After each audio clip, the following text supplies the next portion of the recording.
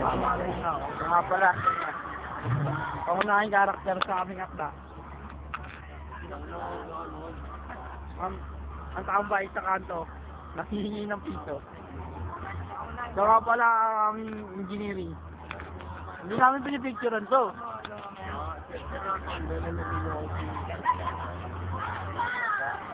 So nga pala yung mga baliw sa kanto. Mga bigot. So nga pala ang artista sa amin. Kaya pala yung tropang pa. Kaya ano. So mga chicks smack. Oy, Kevin. Nice man. Ayan ang video to. Lalagyan namin sa ano. Sa tropa ko wala. Nice. Pati ba din? Ay. Salamat.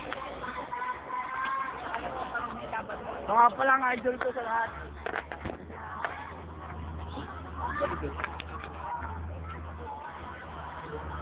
Saka na nakikita niyo po kung paano ginagawa ang bahay namin. Kung pwede lang yung nakakaano-ano. Comfortable pa yun.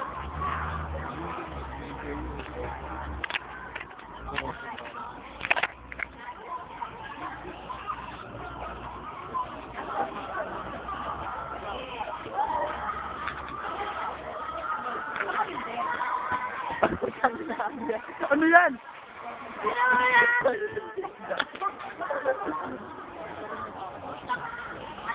Baka pa lang, idol. Ng mga bitangkod. Ay, baka lang ito,